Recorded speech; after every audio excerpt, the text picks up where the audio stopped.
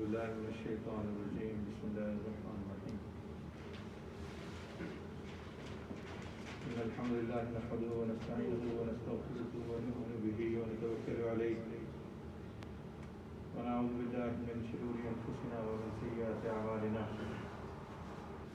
من يهده الله فلا مضل له ومن يضلله فلا هادي له ونشهد أن لا إله إلا الله وحده لا شريك له ونشهد أن سيدنا ومولانا محمدا عبده ورسوله أما بعد فقد قال الله تبارك وتعالى في الكلام المجيد والفرقان الحميد بعد أعوذ بالله من الشيطان الرجيم يا أيها الذين آمنوا اتقوا الله حق تقاته ولا تموتن إلا وأنتم مسلمون قال تعالى يا أيها الذين آمنوا وقولوا قولا سديدا يصلح لكم أعمالكم ويغفر لكم ذنوبكم ومن يطع الله ورسوله فقد فاز فوزا عظيما رب اشرح لي صدري ويسر لي أمري واحلل عقدة من لساني يفقهوا قولي. Respected elders and brothers, Assalamu alaikum wa rahmatullahi wa barakatuh.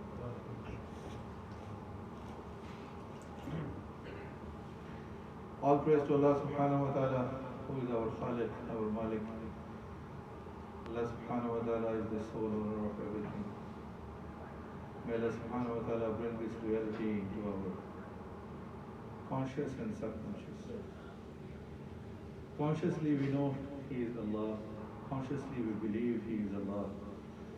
Consciously we admit and we follow the commandments. But subconsciously, when for a moment, for a second, for a minute, for an hour, for a day, when we do not consciously bring Allah subhanahu wa ta'ala into our thoughts, it looks like we are totally broken. We are isolated. We are left alone.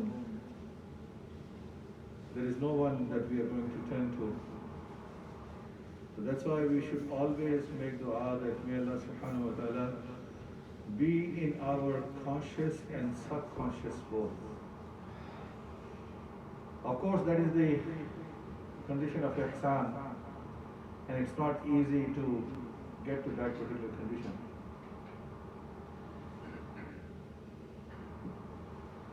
Durood upon Muhammad Rasulullah sallallahu alaihi wasallam, who is our last messenger and the Prophet of Allah. I did not prepare much for today's khutbah, but I wanted to talk to myself. And I think many of us are going through this condition due to the pandemic that we have.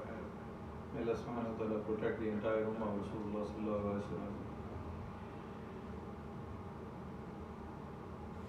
In these time and situations, we are all confined in small places, houses, rooms,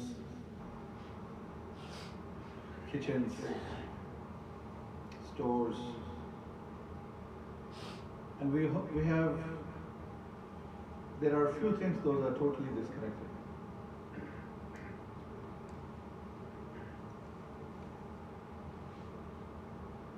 In the Quran it is mentioned that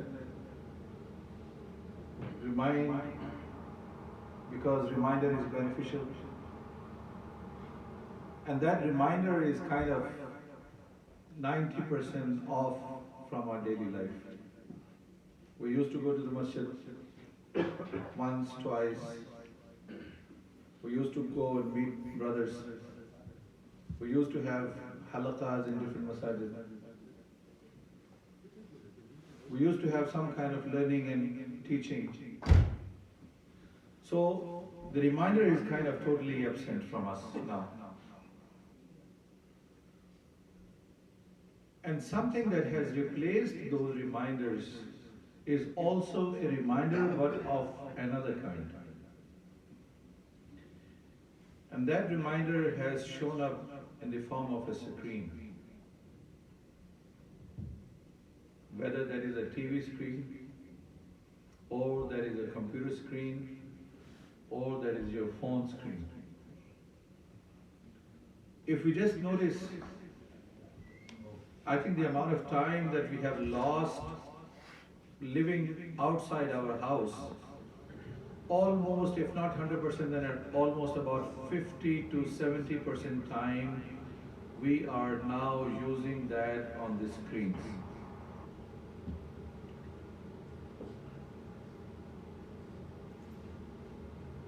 And in that particular situation, one of the big things that we have lost today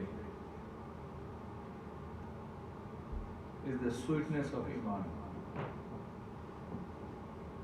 If we look at the conditions of our hearts are almost dead.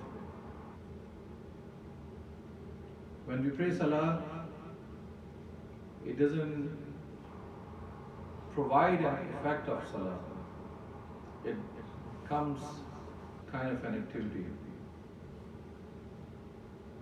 We do not have the continuity and istiqamah in the times of the Salah.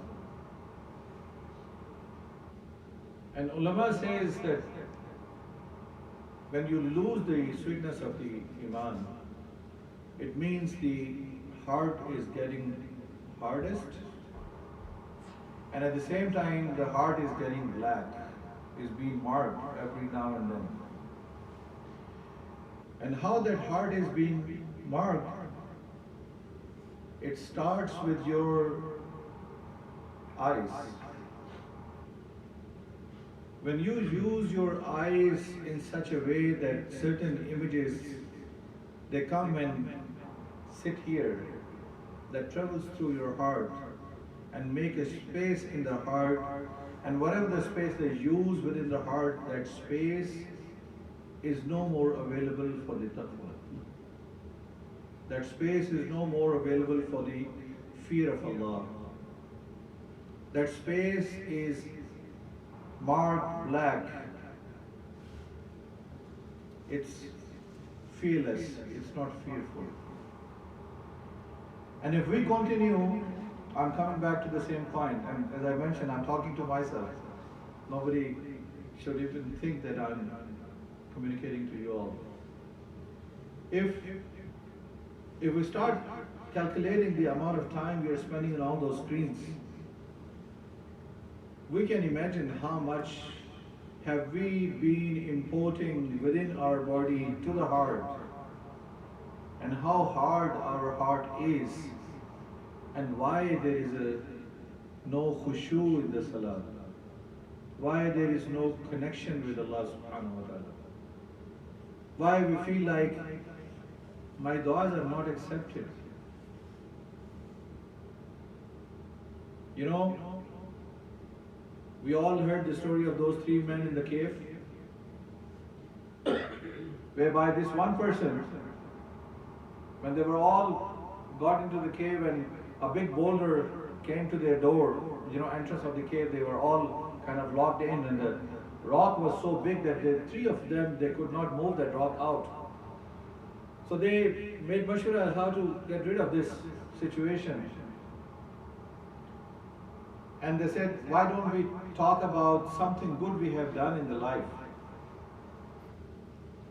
And then we request Allah subhanahu wa ta'ala, if that was a good deed, then may Allah have mercy upon us and remove this. So I'm not going to review everything, but there is one brother who said, oh Allah, my life is very weak. I have not been dutiful to you all the while.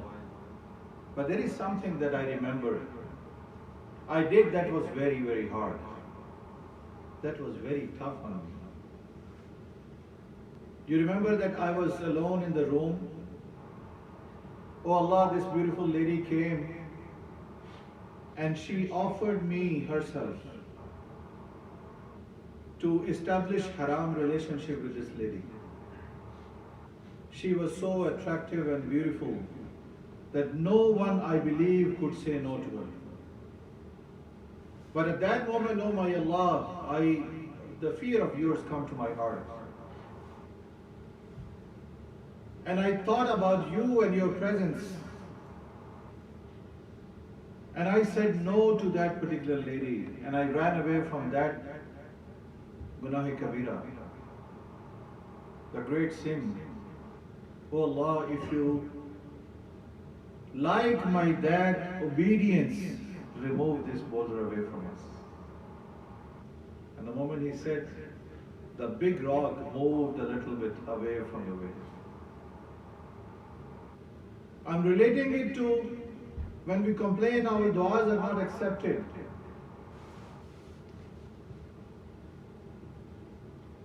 When Yusuf alayhi salam was challenged by Zulaykha, it is mentioned that Zulaykha was so beautiful. Egyptians generally they are.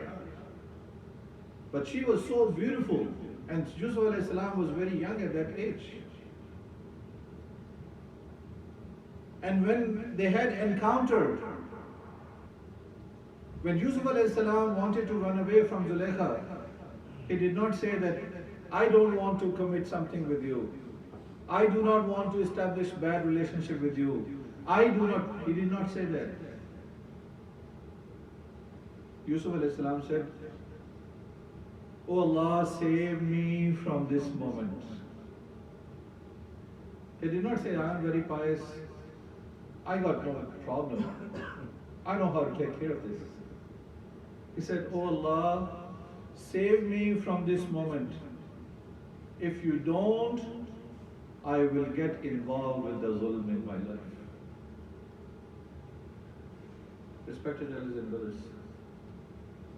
Allah is missing in our hearts. We don't connect with Allah. And Shaitan's biggest, Shaitan doesn't come and tell you, hey brother, come, let's have a zina. He doesn't come and whisper like that. He doesn't come and tell you, come, let's have a liquor, let's have a glass of beer. It doesn't come and tell you that let's go out and have fun with any girl or any woman. It whispers. And the whisper starts, he has promised to Allah subhanahu wa ta'ala that I will make sure, I will try my level best that your creation is ungrateful to you. Your creation is ungrateful to you. So if you just pick up this component, we realize when we go haram way of making the money, why we do that? Because we are ungrateful of what I am making today. When I go out and want to eat chicken every day, irregardless of haram or halal, I am ungrateful of all that I am eating every day and I want to go other way around. When a married man is not satisfied with his relationship and goes out to commit haram, that married man is not grateful for the relationship, halal relationship that Allah subhanahu wa ta'ala has blessed him with. When the children, they go out and do something wrong, they do not look around them and how blessed they are, how lucky they are, what kind of ni'mah Allah subhanahu wa ta'ala has given them.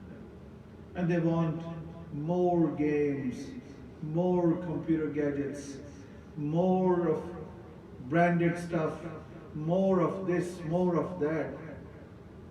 The word more is actually the acknowledgement of I am ungrateful to the ni'mah of Allah subhanahu wa ta'ala. Today's children, they will not even know. But there was a time when people did not even have the toilet at their home. Just to relieve them, they have to go out in the open fields. And if you need to do it in the morning, the women, they need to wake up by 4 o'clock or 3 o'clock at night so that the men do not see them. I have lived that life. And today, snowing outside, but you don't even feel inside if there is any snow outside because the temperature is just nice. When we walk into the house, it's all cozy. Kitchen is all warm with the food and the children are safe and the family is safe and I can get to wherever I want. But when I sit, I only talk about this is not there in my life, this is not enough in my life, this is not, this is that, this is that.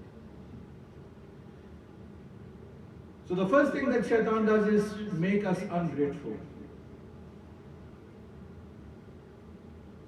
In this current situation, in pandemic, it's more than a year now.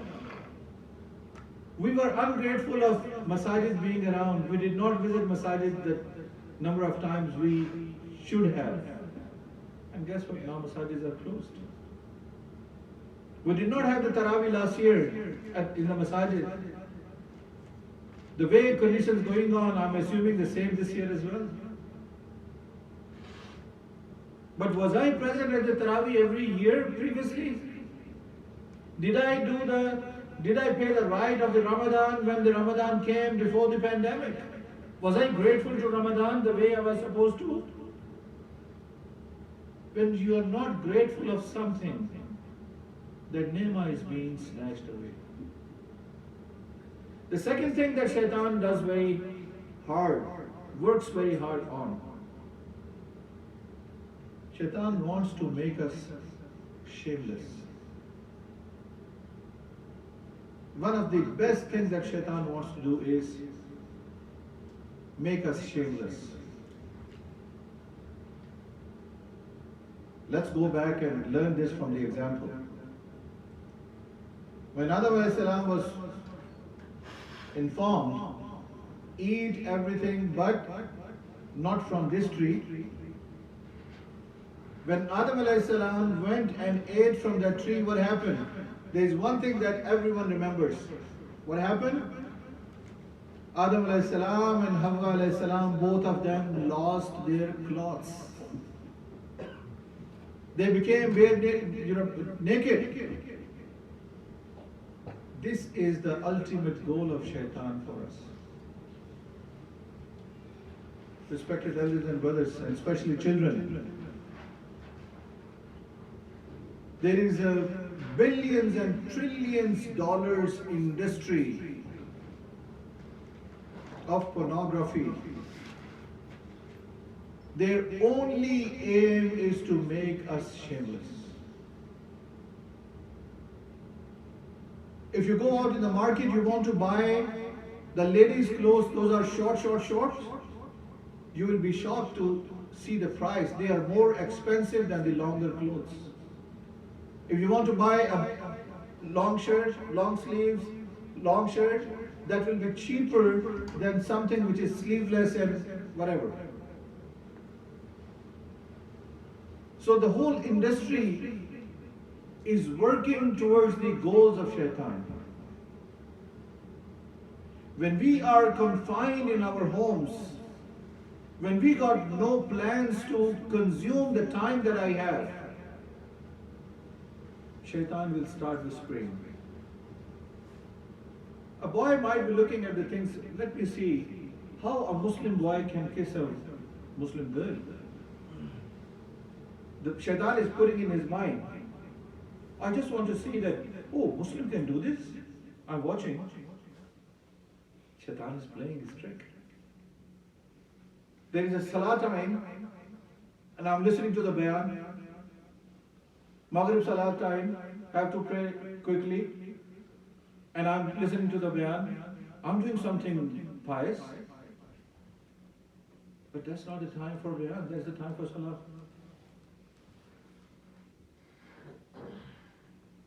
Late until night, I'm watching things, doing things, and I don't pray. I'll wake up early in the morning and I'll pray my Isha. Shaitan drags you away from your amal, from your iman, from our connection with Allah, slowly, yet steadily. So much so that when you stand up and look around you, you feel like you are all alone. What happened to your amal? What happened to your zeal for learning? You were passionate about learning Islam. You were passionate about connecting with Allah. You were passionate about, following the Sunnah of Rasulullah sallallahu alaihi wasallam. What happened suddenly? We did not plan to fill those gaps in. Respected elders and brothers, it is very important for us,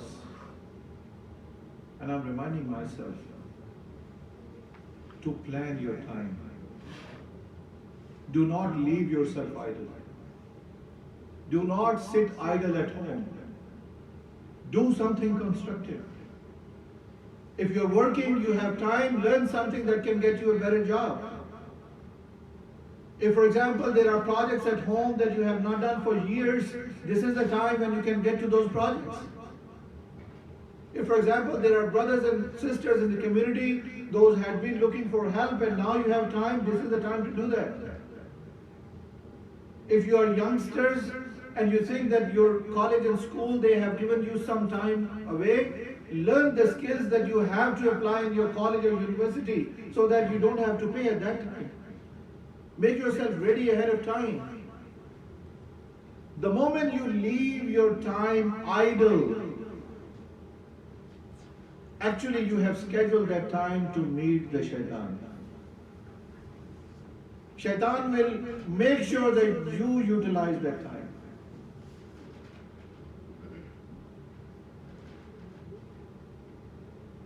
I am feeling very shaky myself. My schedule is messed up. I did not plan well. I'm trying to get back to the things now. But I did not plan well, and there is a lot of time has been wasted. It's almost a year. But then when I see around in my office, there are individuals who have done 7, 8 certifications, who have learned 3, 4 technologies, people who have promoted themselves to the next level. All kinds of people. Let's not rest. A Muslim's life is not to stop.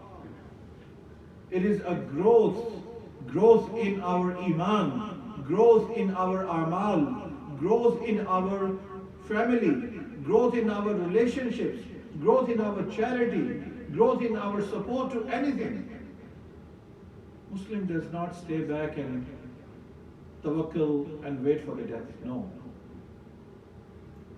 So 2 points for this khutbah, inshallah. For myself first. Number 1, we should never leave our time idle and give an opportunity to shaitan. We should always fill our time with something that we want to do. Even if you don't have anything else, sit with the family. Sit with your wife. Sit with the children. Chit chat, talk to them. Play board games. Involve everyone. Let's play some games. Pick up something. But do not sit alone. Do not sit idle. That is very, very dangerous. If we are able to address this, all the construction, all the glory, all the positivity, inshallah, will come to our life. May Allah subhanahu wa ta'ala give us all the tawfiq. Ameen ya Rabbil Alamin. Subhanallah wa bihamdihi.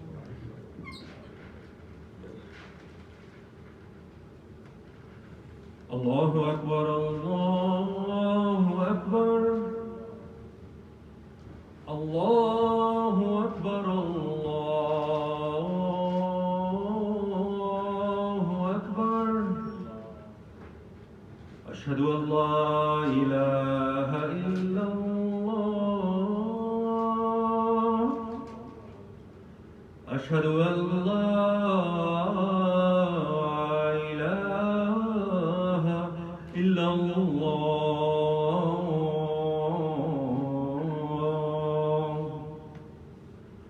أشهد أن محمدا رسول الله أشهد أن محمدا رسول الله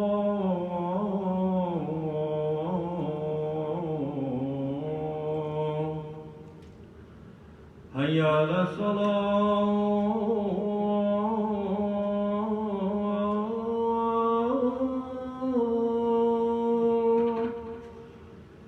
حي على الصلاة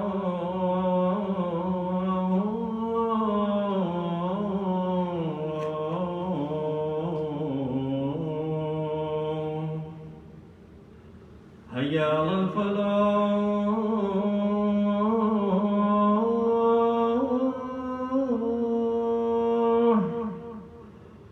حي على الفلاح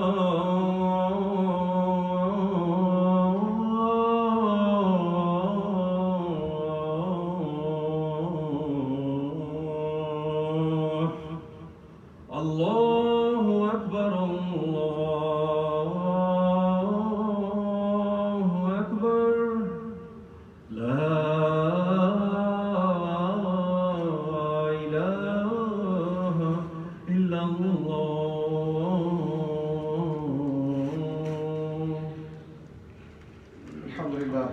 الحمد لله نحمده ونستعينه ونستغفره ونؤمن به ونتوكل عليه ونعوذ بالله من شرور أنفسنا ومن سيئات أعمالنا من يهده الله فلا مضل له ومن يضلله فلا هادي له ونشهد أن لا إله إلا الله وحده لا شريك له ونشهد أن سيدنا ومولانا محمدا عبده ورسوله أرسله بشيرا ونذيرا بين يدي الساعة ومن يطع الله ورسوله فقد رشد واهتدى ومن يعصهما فإنه قد غوى وإنه لا يضر إلا نفسه ولا يضر الله شيئا إن خير الحديث كتاب الله وخير الحدي حدي محمد صلى الله عليه وسلم وإن خير الأمور عوازمها وشر الأمور محدثاتها وكل محدثة بدعة وكل بدعة ضلالة وكل ضلالة في النار.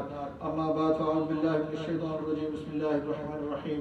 قال الله تعالى في كتابه المجيد يا أيها الذين آمنوا ادخلوا في السلم كافة ولا تتبعوا خطوات الشيطان إنه لكم عدو مبين. أستغفر الله لي ولكم ولسائر المسلمين فاستغفروه إنه هو الغفور الرحيم.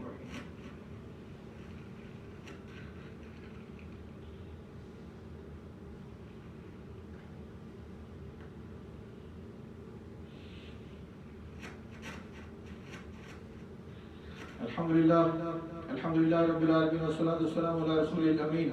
أما بعد فيا معشر المسلمين أعوذ بالله من الشيطان الرجيم. بسم الله الرحمن الرحيم.